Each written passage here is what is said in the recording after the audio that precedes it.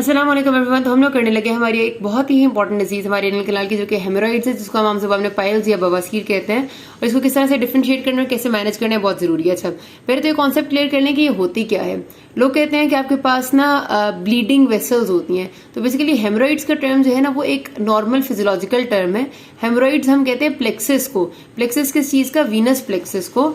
ये आपको नजर आ रहा है, दिस इज योर रेक्टम, ठीक है। ये पतली सी एनल कैनाल है। इस पतली सी एनल कैनाल के गिर्द आप देखें तो ये आपका जो अंदर की तरफ आपको मसल नजर आ रहा है, this is your internal anal sphincter. ये जो बाहर की तरफ आपको मसल की लाइनिंग नजर आ रही है आपका एक्सटर्नल एनल स्फिंक्टर है, जो आपके वॉलंटरी कंट्रोल में, बाकी आपका फैट है। उसके बीच में जो ब्लू कलर के आपको नजर आ रहे हैं, कुछ यहाँ और कुछ यहाँ ब्लू, ये ऊपर वाले ब्लू इज योर एक प्लेक्सिस होता है वेन्स का, जिसको आप कहते हैं इंटरनल हेमोरॉइडल प्लेक्सिस, जो नॉर्मल हालात में प्रेजेंट होता है। जो नॉर्मल वेन्स होती हैं जिस तरह उस तरह का ये भी एक वीनस प्लेक्सिस है यहाँ पे। इसमें हमारे पास प्रेजेंट होती है इंटरनल हेमोरॉइडल प्लेक्सिस में होती है सुपीरियर रेक्टल वेन्स। एंड ये आपको डेंटेट लाइन नजर आ रही है, डेंटेट लाइन से ऊपर होता है, ठीक हो क्या। उसके बाद आपका बिल्कुल एक्सटर्नल यानी एनल वर्ज जो है उसके करीब आपका एक और छोटा सा प्लेक्सिस होता है, this is your external haemorrhoidal plexus. और इसमें जो वेन्स होती हैं वो होती हैं आपकी इंफीरियर रेक्टल वेन्स, ठीक है। यहाँ सुपीरियर रेक्टल वेन्स होती हैं, यहाँ इंफीरियर रेक्टल वेन्स होती हैं, और ये दो प्लेक्सिस होते हैं। अब मैं इसको ये नहीं कहूंगी, कुछ बुक्स में आपको लिखा हुआ मिलेगा कि दीज आर वीनस प्लेक्सिस। ये प्योर वीनस प्लेक्सिस नहीं होते, these are basically arteriovenous cushions इनको कहते हैं। मतलब क्योंकि देखे ना, हेमोरॉइड्स का पेशेंट जब ब्लीड करते हैं तो बहुत फ्रेश ब्लीड होती है, ब्राइट रेड कलर के ब्लड की, ठीक है।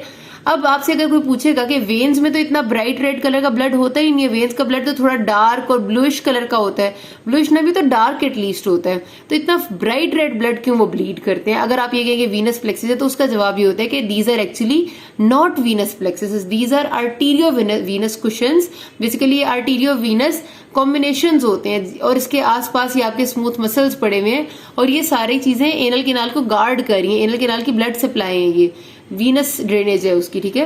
तो ये आपकी एक नॉर्मल फिजियोलॉजिकल चीज है, और ये haemorrhoids are normal plexuses which are arteriovenous cushions which are located in the wall of anal canal. And when they get symptomatic, तो आपके पास वो हेमोरॉइड्स जो है वो बल्ज करके बाहर आ जाते हैं, और फिर हम कहते हैं कि now they need treatment. Normal हालात में इनको कुछ नहीं करना होता, जब ये सिम्टोमेटिक हो जाते हैं तब हमें इनकी रिमूवल को, ये इनके बारे में सोचना पड़ता है। सिम्टोमेटिक कब होंगे? जब आप इस रास्ते से जो स्टूल पास कर रहा है बंदा, वो बहुत कॉन्स्टिपेटेड है, बहुत सख्त स्टूल है, हार्ड है, ये स्ट्रेच हो रही है जगह, इस पे प्रेशर पड़ रहा है, उसकी वजह से आपकी इन वेन्स पे प्रेशर पड़ेगा। ये वेन्स में आहिस्ता आहिस्ता ब्लड की पूलिंग होने लग जाएगी, और ये इंगॉर्ज्ड हो जाएंगी, थैले बन जाएंगे। वो थैले फिर आहिस्ता आहिस्ता इधर से लटकने लग जाएंगे, ठीक है। जब ये थैले इधर से लटकेंगे तो इनको हम कहते हैं इंटरनल हेमोरॉइड्स। जब ये थैले की फॉर्म में लटकेंगे इसको कहते हैं एक्सटर्नल हेमोरॉइड्स। ये इस डायग्राम में देखें, आपको अब बहुत क्लियर दिखाया हुआ है, ये आपको नजर आ रही है, this is the normal thing, ठीक है। नॉर्मल में ये आपका इंटरनल वाला वीनस प्लेक्सिस बनता है और ये एक्सटर्नल बनता है। यहाँ पर देखिए इस डायग्राम में क्या हुआ है, जो इंटरनल हेमोरॉइड या इंटरनल वीनस प्लेक्सिस है वो डायलेट हो गया, ठीक है। इस जगह पर भी, इस जगह पर भी, और एक पाउच, एक थैली सी बना दी जो लटक रही है। अब इस थैली के अंदर क्या डायलेटेड वेन्स है। अगली बार जब फिर पेशेंट कॉन्स्टिपेटेड स्टूल पास करेगा तो हो सकता है कि उसके ऊपर जो पतली सी म्यूकोजल कवरिंग है वो रप्चर कर जाए। ये पतली सी पिंक कलर की म्यूकोजल कवरिंग है, इसके ऊपर रप्चर करेगी तो अंदर से वेसल्स ब्लीड करने लग जाएंगी। ब्लीड करेंगे तो पेशेंट को ब्लीडिंग की कंप्लेन होगी। फिर उसके साथ उसको पेन, अच्छा नॉर्मली जब ब्लीड कर देते तो पेनलेस हो जाते हैं ये, ठीक है। जरूरी नहीं है इनमें पेन हो, पेनलेस ब्लीडिंग होती है कि ब्लीड हो गया तो उसका रास्ता खुला हो गया ना। अगर ब्लीडिंग होती है तो वो स्पैज्म की वजह से होती है, मैं आगे आपको बताती हूँ, ठीक है। अभी आप देखें, दिस इज इंटरनल, ठीक है, एक्सटर्नल बाहर निकल गया, दिस इज एक्सटर्नल हेमोरॉइड, ठीक हो गया, ये बाहर आ गया। और अगर इंटरनल एक्सटर्नल दोनों होते तो उसको मिक्स्ड हेमोरॉइड कहते हैं। अच्छा, जब आपने देख लिया कि हेमोरॉइड्स क्या होते हैं और वो सिम्टोमेटिक होते हैं तो हमें इन्हें ट्रीटमेंट देने की जरूरत पड़ती है, ठीक है। अच्छा, आपको टाइप्स ही पता चल गई, इंटरनल एक्सटर्नल दो मेजर टाइप्स हैं, और अगर आपकी एक दोनों एग्जिस्ट कर रहे होंगे तो मिक्स टाइप उसको कहते हैं। अब इंटरनल हेमोरॉइड्स की बारे थोड़ी सी बात कर लेते हैं। इंटरनल हेमोरॉइड्स मैंने आपको बताया कि लोकेटेड होते हैं डेंटेट लाइन से ऊपर, जिस तरह अभी मैंने आपको तस्वीर में दिखा भी दिया कि ये आपकी डेंटेट लाइन थी, और यहाँ पर वो इधर पाउच सा ऐसे करके लोकेटेड था। मतलब उनकी ओरिजिनेशन आपकी डेंटेट लाइन से ऊपर होती है, लटक के तो वो नीचे भी आ जाते हैं, ठीक है। अच्छा, उसके बाद उसकी जो टिपिकल पोजीशन होती है ना, अगर हम पेशेंट को लाइथोटमी पोजीशन में रखें उसी तरह से ऐसे करके, तो जो आपका एक सेकंड लाइथोटमी पोजीशन बना लेते हैं। अच्छा, इस कंडीशन में इंटरनल हेमोरॉइड जब आपके जो अंदर से आ रहे हैं उनकी 3, 7 और 11 o'clock पोजीशन कॉमन है। 3 then 7 then 11, ये तीन पोजीशन जिनमें आपके इंटरनल हेमोरॉइड्स के अक्सर अंदर से लटक रहे होते हैं। उसकी वजह ये होती है कि आपके पास जो वेन्स है ना, उनकी डिस्ट्रीब्यूशन इस तरह से है कि ये वाली जो जगह है यहाँ पर आपकी ये सुपीरियर रेक्टल वेन थी ना, मैंने बताया, तो सुपीरियर रेक्टल वेन इन जगह पर मेजर प्लेक्सिस बना रही थी, जिसकी वजह से जो थैले लटकते हैं वो इन पोजीशन पे लगते हैं। तो ये आपने याद रखना है, ठीक है। अच्छा, फिर उसके बाद हमने डिग्रीज बनाई हुई है हेमोरॉइड्स की। अब आपको पता है कि हमारी वो थैली सी तो बनी हुई है, वो डायलेटेड एंगॉर्ज्ड वेन्स तो बनी हुई है। अगर वो वेन्स जो प्लेक्सिस सब डायलेट हुआ है वो अंदर ही अंदर रहता है और वो बाहर लटक के नहीं आता। इंटरनल हेमोरॉइड का भी प्लेक्सिस इतना बड़ा हो सकता है कि वो लटक के बाहर आए, ठीक है, लेकिन अगर वो अंदर ही रहता है और बाहर नहीं लटक है तो उसको हम कहते हैं कि वो प्रोलैप्स नहीं करता, वो अंदर ही, उसको हम कहते हैं फर्स्ट डिग्री हेमोरॉइड्स, ठीक है। अगर आपके पास जो प्लेक्सिस है वो आप जब कॉन्स्टिपेटेड स्टूल पास करेंगे तो उसके साथ वो निकल के बाहर आ जाएगा, लेकिन थोड़ी देर बाद, मतलब घंटे 2 घंटे बाद, वो खुद ब खुद अंदर चला जाता है। उसको हम कहते हैं सेकंड डिग्री हेमोरॉइड, कि प्रोलैप्स करते हैं हेमोरॉइड्स लेकिन स्पॉन्टेनियसली अंदर चले जाते हैं। अगर वो थैला बाहर आता है और अंदर खुद ब खुद नहीं जाता, लेकिन पेशेंट अपनी फिंगर से उसको अंदर कर सकता है, उसको कहते हैं थर्ड डिग्री हेमोरॉइड, जो मैनुअली अंदर जाए। और fourth degree haemorrhoids are strangulated haemorrhoids, जो कि फिंगर से भी अंदर नहीं जाते, जिनको डेफिनेट सर्जरी चाहिए होती है, ठीक है। ये आपकी डिग्रीज है। अब जो एक्सटर्नल हेमोरॉइड्स थे वो आपने देख लिया, डेंटेट लाइन से नीचे होते हैं, और वो भी जहां पर आपको नजर आ रहा था कि आपकी एक्सटर्नल हेमोरॉइड की लोकेशन है, वहां पर वो एनल वर्ज के बिल्कुल करीब होते हैं। अच्छा, अब कहते हैं कि हमारे पास ये वाली जो जगह है ना, ये वाली रिचली सप्लाइड होती है सोमैटिक नर्व्स से। आपकी जो एनल वर्ज वाली जगह है, जहां पर एनल ओपनिंग है, वहां पर सोमैटिक नर्व्स आपकी बहुत ज्यादा होती हैं। इस वजह से आपका जो एक्सटर्नल हेमोरॉइड्स है वो क्वाइट पेनफुल कंडीशन होती है। इंटरनल हेमोरॉइड्स में उतनी पेन नहीं होती, इवन जब ब्लीड कर जाए तब तो बिल्कुल पेनलेस हो जाते हैं। पेन सिर्फ तब होती है जब एक कॉन्स्टिपेटेड स्टूल पास करेगी, वॉल स्ट्रेच होगी, प्रेशर पड़ेगा तो पेन होगी, अदरवाइज नहीं होगी। जबकि एक्सटर्नल हेमोरॉइड आपके सोमैटिक नर्व्स वहां पर बहुत पेन कॉज करती है, रिचली इनोवेटेड एरिया होता है, इस वजह से जब वहां की वेन्स थ्रोम्बोटिक हो जाएंगी तो बहुत शदीद पेन होगा पेशेंट को, ठीक हो गया। तो उसके बाद हमारे पास इनकी भी डिग्रीज है उसी तरह से, कि अगर अंदर है तो आपके फर्स्ट डिग्री है, सेकंड डिग्री है, जो बाहर आ जाते हैं, मतलब सेम उसी तरह से, ठीक है। अच्छा, उसके अलावा पेशेंट के क्या फीचर्स होंगे कि वो कहेगा कि जब वो स्टूल पास करते हैं उसके साथ वो ब्राइट रेड कलर का ब्लड, क्योंकि जब वो स्टूल पास करेगा, नॉर्मली पेशेंट की वजह ही हेमोरॉइड डेवलप होने की कॉन्स्टिपेशन होती है, तो कॉन्स्टिपेटेड स्टूल पेशेंट पास करेगा तो उसके साथ उसकी ये हर दफा ये जो बैग बना हुआ ये ब्लीड कर जाता है, ब्लीड करेगा तो उसकी फ्रेश ब्लीड होगी। फ्रेश ब्लीड होने की वजह क्या है, ये आर्टीरियोवीनस क्वेश्चन है, ठीक हो गया। उसके साथ आपको पता है कि ये आपका बेसिकली जो जब ये आपका जो पूरा का पूरा एक हेमोरॉइडल चीज है, ये थैला सा ये बाहर आया हुआ होता है, तो थैले की लाइनिंग क्या होती है, आपकी म्यूकोजा होती है। आपका एनल कैनाल का म्यूकोजा है ना, जिसने वेन्स को कवर किया हुआ है। तो जब आपका ये थैला बाहर आया हुआ है और अभी ये ब्लीड करके खत्म नहीं हुआ या अंदर नहीं गया, हर दफा जरूरी नहीं है ब्लीड करे, कभी ऐसा भी होता है कुछ पेशेंट्स में हर दफा ब्लीड करते हैं हर स्टूल के पैसेज पे, ऐसे भी होते हैं जिनमें शायद हो सकता है महीने में एक दफा ब्लीड करे, तो वो थैला जरूर बना हुआ है और जब स्टूल पास करेंगे वो बाहर आ जाता है, अगर वो सेकंड डिग्री या उससे कोई अगली डिग्री है।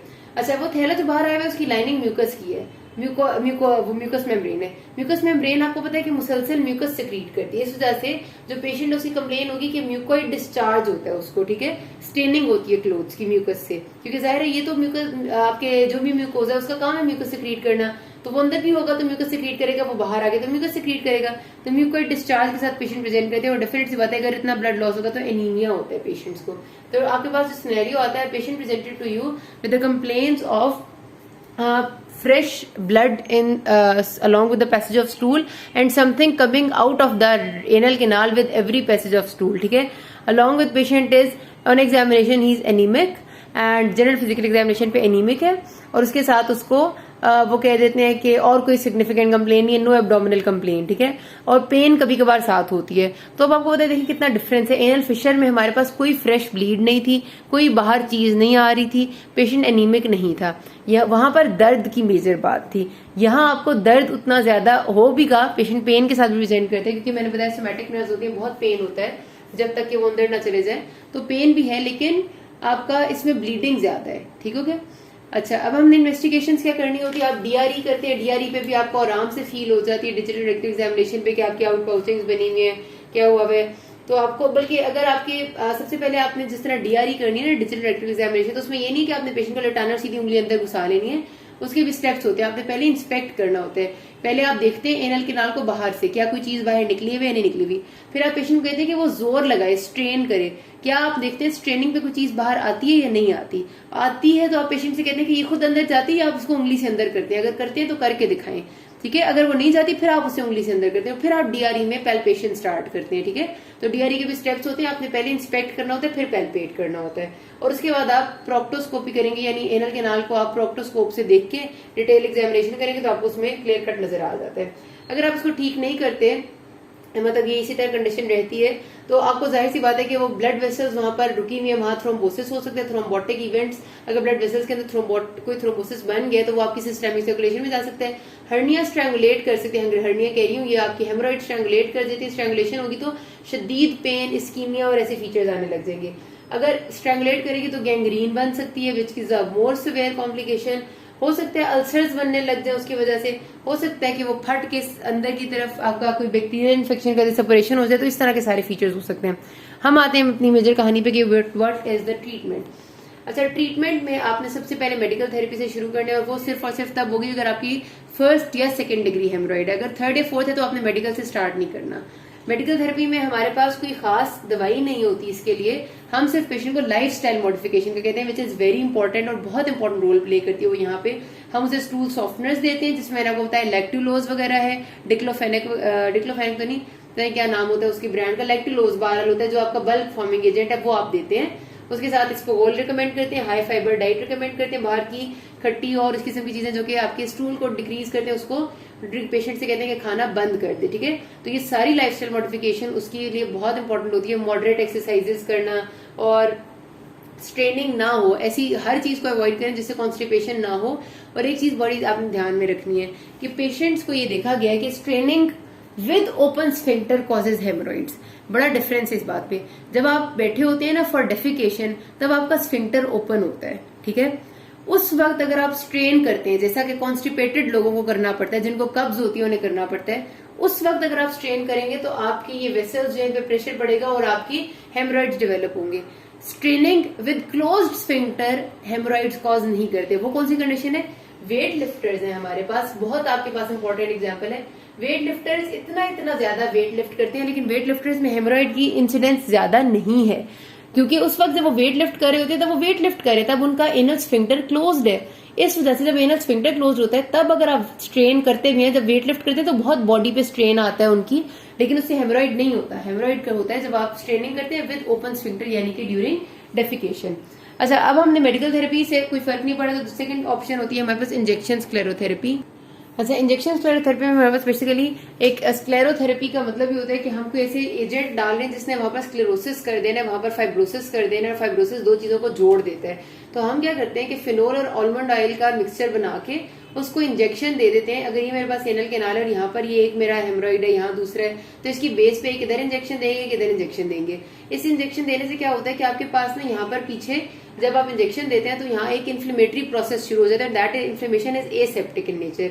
एसेप्टिक इन्फ्लेमेशन शुरू होगी तो इन्फ्लेमेशन आपको पता है क्रॉनिक हो जाएगी, पीछे फाइब्रोसिस होगा तो जो म्यूकोजा आगे आया वो आहिस्ता आहिस्ता पीछे की तरफ श्रिंक होकर जाएगा और वो पीछे वाले सब म्यूकोजा से जुड़ जाएगा। ये म्यूकोजल वेसल्स ही होते हैं ना, ये आपका म्यूकोजा आ गया होता है, इसके पीछे वेसल्स होते हैं, सारी जो आगे आए होते हैं ये पीछे जुड़ जाती है। तो ये आपकी सिर्फ और सिर्फ फर्स्ट और सेकंड डिग्री हेमोरॉइड्स में जो बहुत बड़े नहीं होते और जो छोटे साइज के होते हैं जो पीछे जुड़ सकते हैं उनमें दी जाती है, ठीक है। अच्छा, दूसरा ऑप्शन होती है rubber band ligation. Rubber band ligation में सिंपली हम क्या करते हैं, हमारा मकसद होता है कि हम ये जो लटकी पे आउट पाउचिंग है इनको गिरा दें, मतलब इनको निकाल दें, और पीछे जो क्योंकि एक्स्ट्रा आउट पाउचिंग होती है ना, एक्स्ट्रा वेस्कुलर डायलिटेशन होती हैं, तो हम क्या करते हैं, हम यहाँ पर ना रबर बैंड्स लगा देते हैं, इधर भी जितने पाउचेस होते हैं। जब रबर बैंड लगा देते हैं तो ये जगह कॉन्स्ट्रिक्ट कर जाती है इसकी नेक कॉन्स्ट्रिक्ट करेगी तो नेक के अंदर जो ब्लड आना है वो बंद हो जाएगा। जब अंदर ब्लड आना बंद होगा तो ये सारा एरिया गैंग्रीन हो जाएगा और गैंग्रीनस होगी, यानी ज़ाहिर ब्लड सप्लाई खत्म होगी, ये टूट के खुद ही गिर जाएगा और पीछे से जो रबर बैंड है वो खुद ब खुद ही आहिस्ता आहिस्ता या तो खत्म हो जाएगा या ये भी गिर जाएगा और जो छोटा सा वूंड रह जाए वो खुद ही सिल जाता है, ठीक है। तो ये भी फर्स्ट और सेकंड डिग्री हेमोरॉइड्स की चीज है। फोटोकोएगुलेशन तब देते हैं हम लेजर सर्जरी, यानी लेजर से आप उनको खत्म कर दें जो वीनस प्लेक्सिस हैं, जब आपके फर्स्ट डिग्री हेमोरॉइड्स होते हैं जो कि बिल्कुल भी प्रोलैप्स नहीं करते और सिर्फ थोड़े बहुत सिम्टम्स करें, फोटोकोएगुलेशन से उनमें की जा सकती है। अच्छा, फिर हमारे पास जो कोई भी ऐसी कंडीशन जो थर्ड डिग्री हेमोरॉइड है, जो फोर्थ डिग्री हेमोरॉइड है, यानी कि जो प्रोलैप्स करें और मैनुअली या तो अंदर करने पड़े या अंदर नहीं जा रहे, या फिर हमारे पास आपने ये पिछली थेरेपी की है, इंजेक्शन क्लेरोथेरेपी, रबर बैंड लाइगेशन, वो फेल हो गई है, या फिर आपके मिक्स्ड हेमोरॉइड्स हैं, या फिर कोई थ्रोम्बोटिक इवेंट हो चुका है, तो उस सब में आपने हेमोरॉइडेक्टमी करनी है, यानी सर्जिकली हेमोरॉइड्स को रिमूव करना है। इसमें हमने क्या करना है, पेशेंट को बाकायदा जनरल एनेस्थीसिया, स्पाइनल एनेस्थीसिया देना है जैसे उसकी जरूरत है। उसके बाद आपने पेशेंट को लेथोटमी पोजीशन में लेटाना है, जैसे मैंने वो बनाया हुआ है, टांगे ऊपर कर दी उसकी दोनों, ठीक है। उसके बाद लेथोटमी पोजीशन के बाद आपने उसकी एनल केनाल को थोड़ा सा डायलेट करना है और 3 तरफ उसके फिक्स करने हैं आपने अपने जो आपके होते हैं रिट्रैक्टर्स, और उसको अच्छे से खोल लेना है। खोल लेंगे तो आपको अंदर नजर आ जाएगा कि कहाँ पर हमारे पास प्रॉब्लम है। जहां पर प्रॉब्लम होती है उसमें अब हमारे पास हेमोरॉइडेक्टमी में 3 टाइप्स है, ओपन है, क्लोज्ड है और स्टेपल्ड है। स्टेपल्ड में बाद में बताती हूँ। ओपन और क्लोज में सिर्फ ये फर्क होता है, हेमोरॉइडेक्टमी में नाम से पता चल रहा है कि हमने हेमोरॉइडल प्लेक्सस जो लटका हुआ है उसको रिमूव करना है, ठीक है, उसको हेमोरॉइडेक्टमी कहते हैं। ओपन में ये होता है कि हम वो रिमूव तो कर देते हैं पूरा जो आउट पाउचिंग लटकी हुई है, लेकिन हम पीछे से जो वूंड बनता है उसको खुला छोड़ देते हैं कि वो खुद ब खुद ही सेकेंडरी इंटेंशन से हील होगा, यानी कि उसकी फाइब्रोसिस हो जाएगी और वो हील हो जाएगा। क्लोज में सिर्फ ये फर्क है कि हमने उसी को हेमोरॉइडल प्लेक्सिस को रिमूव करना है और पीछे जो छोटा सा जख्म बनेगा उसको हमने सूचर लगा के क्लोज करना है। ये फर्क है दोनों में। रिमूव करने का तरीका क्या होता है, हमने रिट्रैक्टर्स लगाए, हमने अंदर देखा, अंदर देख के आपने जहां पर आपको नजर आ रहा है कि एक ये सपोज ये मेरा पड़ा हुआ लटका हुआ है, ठीक है, इसको मैंने आर्टरी फॉर्सेप्स से इसको पेडिकल से यानी इसकी बेस से ग्रास्प कर लिया। बेस से ग्रास्प करने के बाद मैंने आहिस्ता आहिस्ता एक छोटी सी इंसिजन दी पीछे की तरफ जो म्यूकोजा है उसमें। मैं म्यूकोजा में इंसिजन दूंगी तो ये थोड़ा सा अलग हो जाएगा। उसके बाद मैं पीछे की तरफ इंसिजन दे दी मैंने, तो इसके पेडिकल को मैंने पूरा का पूरा उखाड़ लिया आर्टरी फॉर्सेप्स से, ठीक हो गया। और उसके बाद मैंने एक उंगली आपने अंदर डाली होती है, लेफ्ट हाथ से आपने आर्टरी फॉर्सेप्स पकड़ा हुआ होता है, ठीक है। अच्छा, उसके बाद आपने जब सारी हेमोरॉइडल मैस को आप अलग कर लेते हैं तो उसको फिर आप निकाल के रिमूव कर लेते हैं, ठीक है। और जाहिर सी बात है कि जो आपने रिमूव किया उसको आप दूसरे एंड से पहले वाइक्रल से फिक्स करते हैं, क्योंकि आपकी कोई आर्टरी कोई वेन को जब भी आपने रिमूव करना है तो आप पहले उसको सूचर करेंगे दोनों तरफ से, फिर रिमूव करेंगे। तो आप उसके पेडिकल को सूचर करते हैं और आप फिर आगे से रिमूव कर लेते हैं। लेकिन आपका जो वुंड बनता है, जो इंसिजन आपने दिया होता है, उसको आप बिल्कुल भी सूचर नहीं करते और आप उसे खुला रहने देते हैं, ठीक हो गया। अच्छा, अब आपने एक भी को भी ऐसे रिमूव करना है, दूसरे को भी, तीसरे को भी। इसमें किया कि मैं दोबारा रिपीट कर देती हूँ कि हमने अपना जो नजर आ रहा था आउट पाउचिंग उसके आर्टरी फॉर्सेप्स उससे पेडिकल से पकड़ा और उसको देखा, उसको ऊपर किया, पीछे इंसिजन दिया छोटा सा म्यूकोजा में ताकि वो बिल्कुल अलग हो जाए और हमें अंदर से उसके वेन्स नजर आ जाए। जाहिर ऊपर से तो म्यूकोजल कवरिंग होती है ना, अंदर से वेन्स देखनी होती है। वेन्स या वीनस प्लेक्सिस नजर आ जाते हैं तो उसको हम वाइक्रल से सूचर लगाते हैं और फिर लाइगेट कर देते हैं। लाइगेट का मतलब है फिर काट देते हैं। काट के ये पूरा प्लेक्सिस हमने बाहर निकाल दिया और जो सूचर था वो तो वेन्स पे लगा हुआ है, लेकिन जो हमारा म्यूकोजा पे इंसिजन था उसको हमने क्लोज नहीं किया।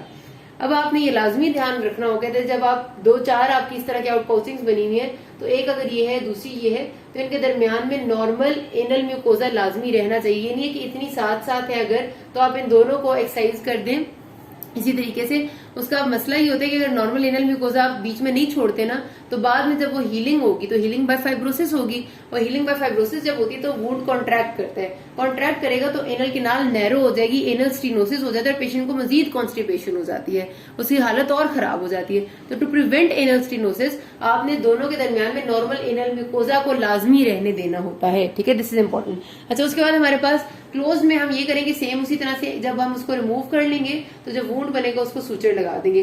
स्टेपल्ड में हम ये काम करते हैं कि हम इन पाउचेस को रिमूव नहीं करते।